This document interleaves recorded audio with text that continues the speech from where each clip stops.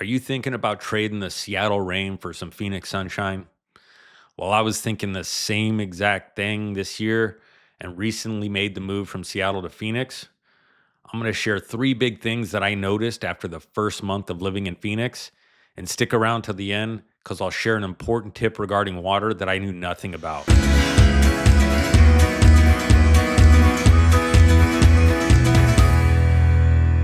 The first thing I noticed was just how large and spread out Phoenix is.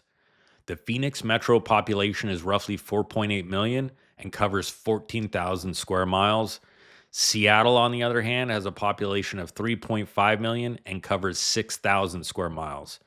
So, in terms of square miles, Phoenix is more than double the size of Seattle. It's one thing to keep in mind if you're driving from West Valley all the way to the East Valley or vice versa, can take well over an hour to do that. So, keep that in mind. Since the Phoenix area is so spread out, where you decide to live becomes really important. You want to factor in things like work commute, budget, if you have friends and family that you want to live near. For my wife and I, she travels quite a bit for work, so we wanted to be within 30 minutes of the airport. Fortunately for us, there's many different areas that are within 30 minutes, so that was an easy one. But there are many things you'll want to consider before you narrow down the city and then the neighborhood within that city you want to live in. Small side note, and this is probably pretty obvious, but visually there's going to be a drastic change from the lush green of the Northwest to the desert landscape of Phoenix. Fortunately, there are many plants and trees that do well in the desert, and you can add some greenery to your space. I know this was a big adjustment for my wife when we moved from Seattle to Phoenix. Number two on the list is traffic, and this ties into just how spread out Phoenix is. Now, Seattle and Phoenix are both going to have quite a bit of traffic, so that won't be a big change. But the first thing I noticed was just how fast people drive in Phoenix and how many accidents there are. I've lived in California, Oregon, and Washington before moving to Arizona, and I can tell you the driving in Phoenix is by far the craziest. So much so that it seems like every other billboard is for an injury lawyer, which may tell you how many accidents there are. And if you think I'm exaggerating, the next time you're in Phoenix, just pay attention to the billboards. Although there's quite a bit of traffic in both cities, I would say the Phoenix traffic seems to move a bit better, and the layout of the freeways is pretty easy to figure out. Now, the one thing you will notice is right around November, the traffic starts to get much heavier, which is when the snowbirds tend to arrive.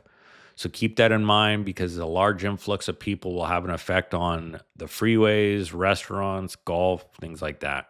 Number three on my list, and this one should be pretty obvious, the weather. But I'll dig a bit deeper into this and try to give you an idea of what Phoenix weather feels like compared to Seattle. I know I was looking to trade the rain for some sunshine, and I'm guessing you're looking to do the same as well. With both cities, people usually have one word to describe them. Seattle is the rain, Phoenix is the heat. Now, in Phoenix, there's about 4 months of extreme heat that you'll need to deal with. But the part that people tend to leave out is all the other months are absolutely amazing weather. So we can't forget about that. To give you an idea, the average high temperature in February in Phoenix is 72 degrees, and that matches Seattle in July. So essentially, July and August Seattle weather, you'll experience all winter in Phoenix. Now, here's the part where I'll be brutally honest about the summer. Whatever you think 115 degrees feels like, it's going to be hotter than that. Like seriously, crazy hot. Crazy hot. The first summer is definitely an adjustment period, and it's hard to describe just how hot it gets. I really noticed it walking across the parking lot into the grocery store. The sun bouncing off that black asphalt, that heat is just unbelievable. Something I've never experienced before. You'll hear people describe the Phoenix heat as a dry heat, but I can tell you when it's 115 degrees out, it's just flat out hot. Now, where you will notice the dry heat, though, is when it's around sunny and 60. Sunny and 60 degrees in Phoenix is perfect for shorts and a t-shirt. And in Seattle, when it was sunny and 60, I always felt it was a bit cool and damp. So that's a big difference. One interesting thing that I found is that Seattle usually ranks number one or two every month for being the top city that people relocate to Phoenix from. Here you can see the Redfin data that shows the migration to Phoenix. Usually Seattle and LA are always number one or two in this mix. And I think that goes to show why so many people are looking to trade the rain for the sunshine of Phoenix. I said I would leave a tip at the end regarding water, and this is something I knew nothing about. Phoenix has really hard water that's not great to drink and leaves a lot of hard water spots and residue. When we moved into our place, we ran the dishwasher and the dishes came out with tons of hard water spots. I knew we had a water softener, so something seemed a bit off, and I did some research. I went and checked on what they called the brine tank, and there was the issue: no salt. If you don't have salt, it's not going to soften the water. Luckily, this was an easy fix. I just ran up to Home Depot. Home Depot's got pallets of this salt out in front.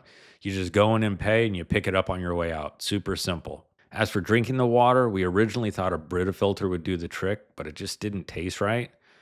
After chatting with some family and friends, they mentioned they all buy 5-gallon jugs of water and use a dispenser. There's water refill stations pretty much everywhere, and you can fill up your 5-gallon jug, or you can have the water delivered to you. The second option would be installing a reverse osmosis system, or they call it an RO system, and those really help filtering out the water for drinking. So that's something to keep in mind when you're looking for a home. Check to see if they already have a water softener and RO system installed. If they do, that'll be a big cost savings to you. The last thing I'll share with you is a free relocation guide that I've put together. I've included a download link in the video description as well as a pinned comment. This relocation guide has tons of information on different cities and neighborhoods, West Valley versus East Valley, a whole guide to planning your move. And since I'm a big mountain biker and enjoy the outdoors, I've also included the top 3 places to mountain bike and the top 3 places to hike.